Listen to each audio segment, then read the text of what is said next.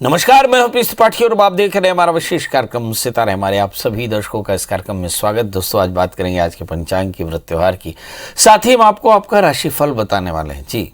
इसके अलावा आज चर्चा करने वाले हैं देवशयन एकादशी की जी। कहते हैं कि आज भगवान सो जाएंगे, तो कैसे भगवान का शयन कराएं और कब भगवान जागेंगे, जागने और सुलाने के समय हमें क्या करना चाहिए और बीच के दिनों में हमें क्या करना चाहिए, ये भी चर्चा करेंगे। इसके अलावा आपके फ़ोन कॉल्स होंगे, आप सीधे फ़ोन करके अपने प्रश्न पूछ सकते हैं। हमारा फ़ोन नंबर है 07714008777। अब से आधे घंटे तक लगातार ये फ़ोन लाइन खुली रहेगी और हमें आपके फ़ोन का इंतज़ार रहेगा। तो चलिए कार्यक्रम की शुरुआत करते हैं और जानते हैं आज का पंचांग। आज शुभ संवत 2078 शक 1943 सूर्य दक्षिणायन का आषाढ़ महीने की शुक्ल पक्ष की एकादशी तिथि है और दिन मंगलवार। आज एकादशी 7:18 तक, अनुराधा नक्षत्र रात्रि को 8:33 तक। आज चंद्रमा वृश्चिक राशि में होंगे। आज का राहु काल 3:28 से 5:07 तक होगा। तो दोस्तों, ये तो था पंचांग और अब बात करते हैं हरिशयन एकादशी की जी।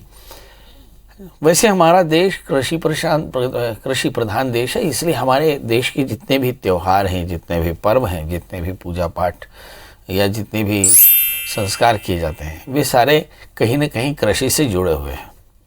चातुर्मास के प्रारंभ होते ही सारे साधु संत एक जगह बैठ जाते हैं और भगवान भी शयन को चले जाते हैं।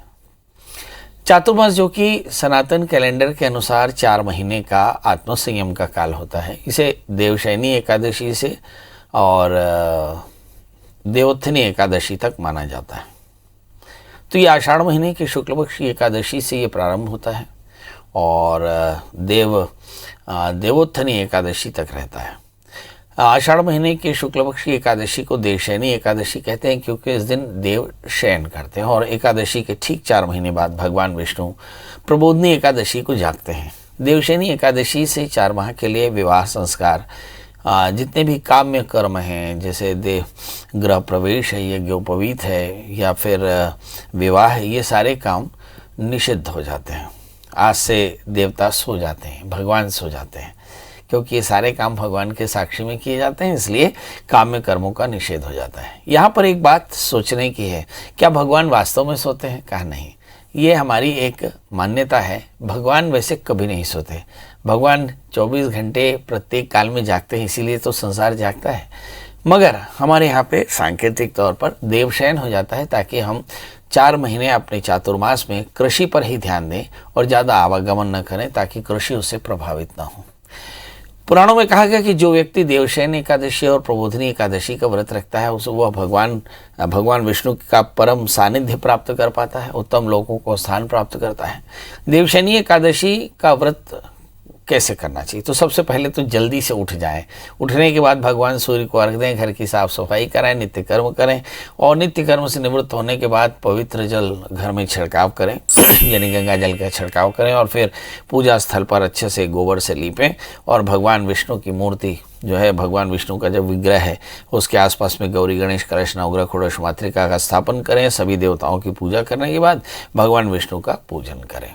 षोडशोपचार से 16 उपचार सामग्री होती है, इससे भगवान का पूजन करें। इसके बाद भगवान विष्णु को पीताम्बर इत्यादि पहना करके और सुंदर भगवान के चरणारविंदों में आसक्ति उत्पन्न करने वाली कथा का श्रवण करें। फिर आरती प्रसाद वितरण करें। अंत में सफ़ेद चादर से भगवान को ढक देवें। कहते हैं कि बस यही विष्णु शयन कहलाता है। व्यक्ति को इन 4 महीनों के लिए अपने रुचि के और अभीष्ट के अनुसार नित्य व्यवहार के पदार्थों का त्याग करना चाहिए।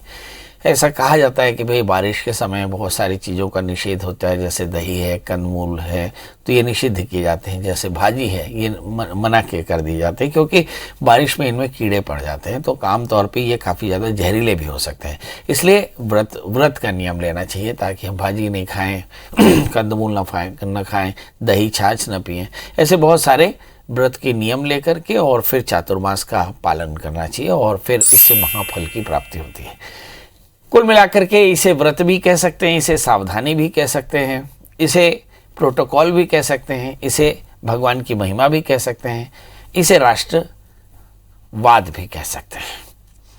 ये आध्यात्म का राष्ट्रवाद है। मतलब जब पूरा का पूरा राष्ट्र कृषि कर रहा हो, तो ज़्यादातर साधु संत एक जगह इकट्ठे हो जाते हैं अब और चलना फिरना बंद करके वहाँ वो 4 महीने तप करते हैं और इन्हीं 4 महीनों में किसान खेती करता है और सारे नित्य नैमित्तिक कार्यक्रमों को रोक दिया जाता है।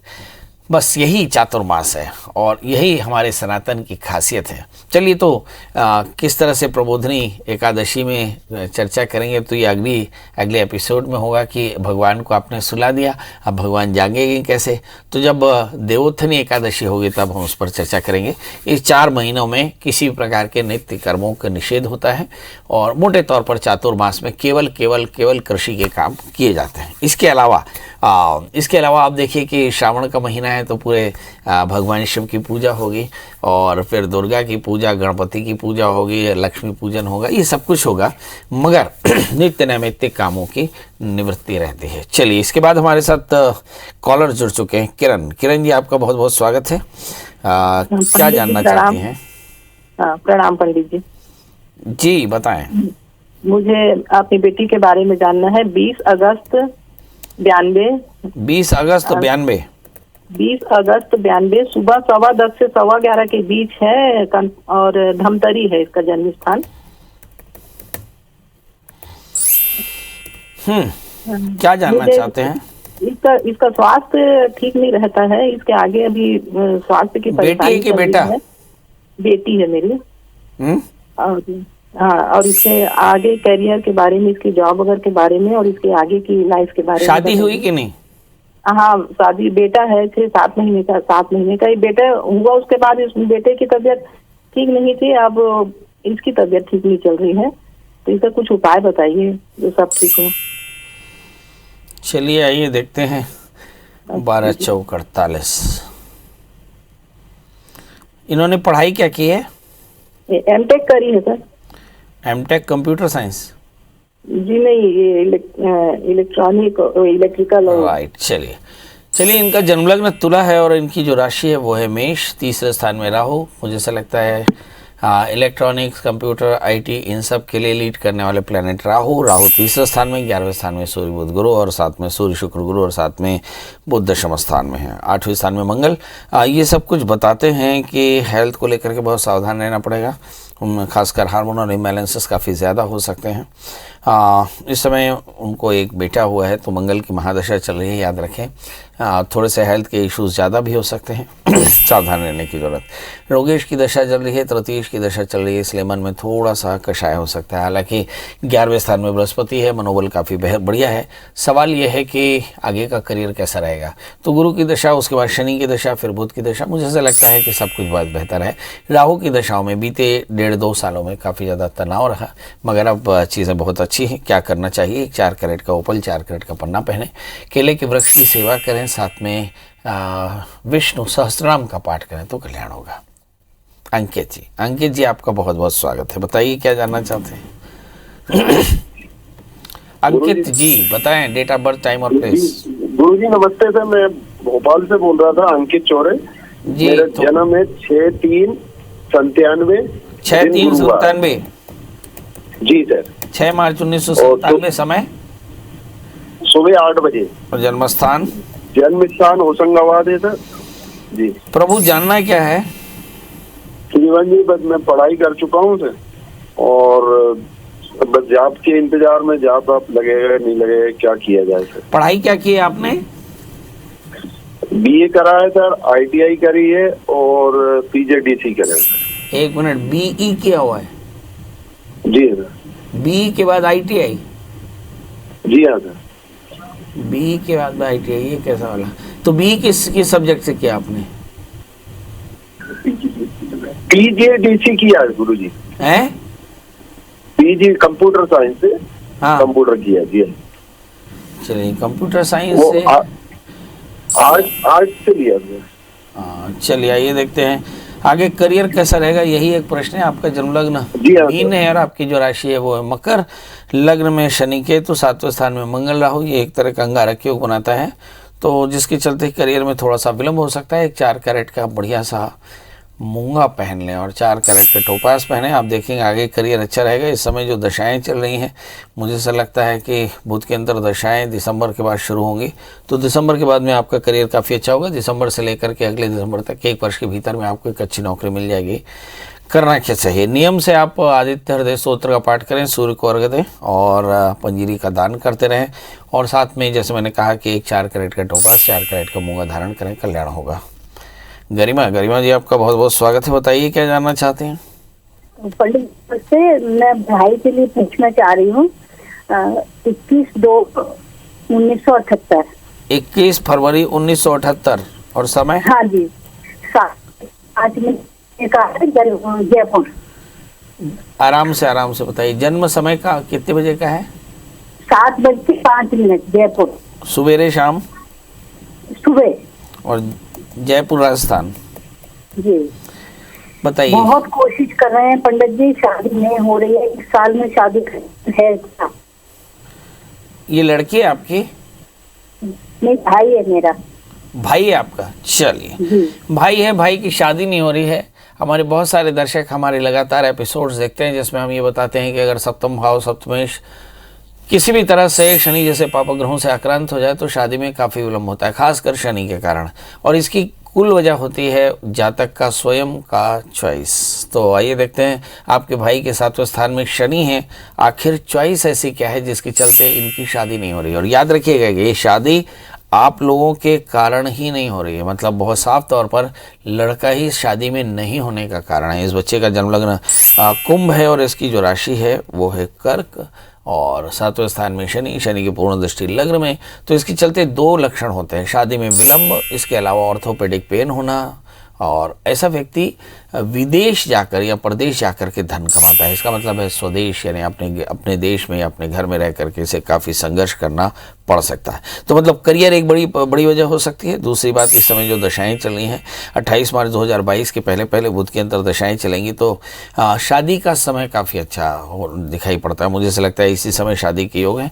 पर शादी में करना क्या चाहिए? तो शादी से पहले एक छोटा सा अर्क विवाह कराएं, क्योंकि 7वें स्थान में शनि है और सप्तमेश सूर्य जो है वो शनि से आक्रांत है। दूसरी बात, शादी इनकी चॉइस से होगी इसलिए, और शादी इंटरकास्ट हो सकती है, तो थोड़ा सा दिमाग खोल लें ताकि इसकी शादी बड़ी आसानी से हो सके।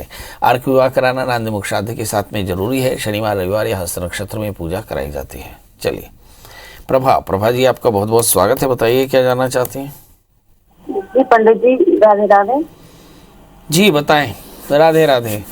मुझे अपने पति के बारे में पूछना है।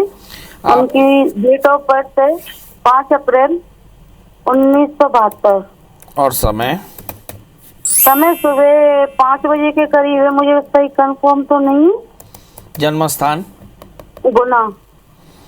गुना। जी बताइए। जी पंडित जी, उन्होंने अभी गाड़ी बनाई है, ट्रक। जी। पहले वो ड्राइवरी करते थे लेकिन अब खुद की गाड़ी खरीद ली है। लेकिन ये पहले ही चक्कर भरकर गई तो थोड़ी सी दुर्घटना हो गई, तो उनके नाम पर गाड़ी फलेगी या नहीं? चलिए आइए देखते हैं। ड्राइवर हैं और गाड़ी खरीदी है, ट्रक फलेगा कि नहीं, ये शनि के फलने की बात हो रही है। गुरुवार के दिन अपन ने उठाई थी गुप्त नवरात्रि में। गुप्त नवरात्रि में उठाई थी, मतलब अभी उठाई, फिर गाड़ी का एक्सीडेंट भी हो गया, तो मन में संकेत आ गया कि भाई गाड़ी फल रही है कि नहीं। इनका जन्मलग्न कुंभ है, इनकी जो राशि है वो वृश्चिक है। 4थे स्थान में शनि मंगल शुक्र बैठे हैं, बहुत इंजरी प्रोन है, तो मुझे ऐसा लगता है इस तरह के एक्सीडेंट्स इनके होते ही रहेंगे। तो इसके लिए आपको चाहिए कि मंगल का व्रत करें, हनुमान जी का दर्शन, हनुमान चालीसा का पाठ करें। जून 2021 से लेकर के और अगस्त 2022 तक चंद्रमा में शुक्र का, मंगल में शुक्र का अंतर चल रहा है, तो ऐसा मान सकते हैं हम कि आने वाले 1 वर्ष 2 महीने काफ़ी ज़्यादा पैनिक होने वाले हैं और इसमें लगातार इस तरह की उलझनें आ सकती हैं। करना क्या चाहिए? तो दुर्गा सप्तशती के 9 पाठ कराएं, थोड़ी सी चीनी का दान करें, मंगल का व्रत किया करें, भगवान हनुमान जी का दर्शन किया करें, और उसके बाद गाड़ी ड्राइव करें, तो देखेंगे बहुत जल्दी इनको सफलता भी मिलेगी और ये सभी प्रकार के चोट मोचों से बचे रहेंगे। जी, हमारे साथ गजेंद्र जी हैं। गजेंद्र जी आपका बहुत बहुत स्वागत है, बताइए क्या जानना चाहते हैं? प्रणाम पंडित जी। प्रणाम। डेट ऑफ बर्थ बता दें। 26 सितंबर 1993 और जन्म समय बता दें। सुबह 5 बजे। और जन्म स्थान बता दें। कंवरधा। बताइए क्या जानना चाहते हैं?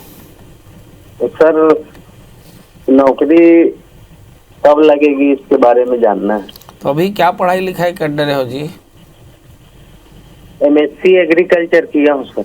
अभी तक नौकरी नहीं लगा जी? नहीं लगा। ओहो, और कहाँ की हो एग्रीकल्चर MSc? कहाँ से किया हैं? सतना। सतना से। चलिए आइए देखते हैं। MSc एग्रीकल्चर किए हैं जनाब, मगर नौकरी नहीं लगती है। बड़ा प्रश्न है राहु केतु से कि आखिर कब नौकरी लगने देंगे जी। सरकारें जिम्मेदार नहीं, याद रखिएगा, नौकरी भगवान की कृपा से मिलती है। आपका जन्मलग्न सिंह है और आपकी जो राशि है वो मकर है। लग्न में शुक्र है, थोड़ा सा तनाव, तीसरे स्थान में मंगल, खूब ऊर्जा, सातवें स्थान में शनि, शादी में भी व्यवधान है, दूसरे स्थान में बृहस्पति। अल्टीमेटली शासकीय नौकरी मिल ही जाएगी। सवाल यह है कि कब। अगस्त 2021 के बाद चंद्रमा की अंतर्दशा शुरू होने वाली है और चंद्रमा आपकी जन्म कुंडली में 6ठे स्थान में है। मतलब मुझे ऐसा लगता है कि ये वो साल है जिसमें 2021-22 में जब आपकी ज़िंदगी में बड़े परिवर्तन आने वाले हैं और मंगल की दशा जैसे ही प्रारंभ होगी वैसे ही आपको नौकरी मिल जाएगी। मतलब आपको अपेक्षा करनी चाहिए कि वर्ष 2022 में आपको एक अच्छी नौकरी मिल जाएगी। अगर आपकी शादी ना हुई हो तो शादी से पहले छोटा सा विवाह कराना बिल्कुल ना भूलें, क्योंकि शादी और करियर दोनों में काफ़ी परेशानियाँ हैं। अब सवाल यह है कि करना क्या चाहिए। तो आपको एक 4 कैरेट का माणिक के 4 कैरेट का मूंगा दोनों अनामिका उंगली में, दोनों हाथों में अलग अलग पहने। मंगलवार का व्रत करें, हनुमान जी का दर्शन करें, हनुमान चालीसा का पाठ करें, गुड़ और चने का दान करें, तो आप देखेंगे 1 वर्ष के भीतर आपकी नौकरी भी मिलेगी और हनुमान जी की कृपा से सारे काम भी आपके बेहतर होंगे। किरण जुड़ चुकी हैं। किरण जी, आपका बहुत बहुत स्वागत। बताइए क्या जानना चाहती हैं? महाराज जी, मैं मेरे बेटे के बारे में जानना चाहती हूँ। उनका डेट ऑफ बर्थ है 5 अप्रैल 2003 और इस जन्म समय है सुबह 7 बजे और जन्म स्थान बस छत्तीसगढ़ जगदलपुर। क्या जानना चाहती हैं आप? कि वो बहुत अच्छा पढ़ता था, अब उसकी पढ़ाई में मन नहीं लगता है, उसका करियर आगे क्या होगा। सब्जेक्ट क्या लिया उसने? साइंस लिया है, इस साल फर्स्ट ईयर का दिया पेपर। इन्हें नीट का एग्जाम देगा जी हैं? जी, नीट का एग्जाम देगा। बहुत सुंदर। तो आपको क्या लगता है आपका बेटा सेलेक्ट हो जाएगा? वही तो पढ़ाई में कमजोर हो गया, अच्छा पढ़ता था अब अच्छा, आपको ये तत्व ज्ञान पता है कि आपका बेटा पढ़ेगा और सेलेक्ट हो जाएगा। मुझे क्या जवाब देना चाहिए? मैं भी ये कह दूं कि पढ़ेगा और सेलेक्ट हो जाएगा, पर बड़ा प्रश्न है कि बेटा पढ़ेगा कि नहीं। चलिए, मैं समझ गया।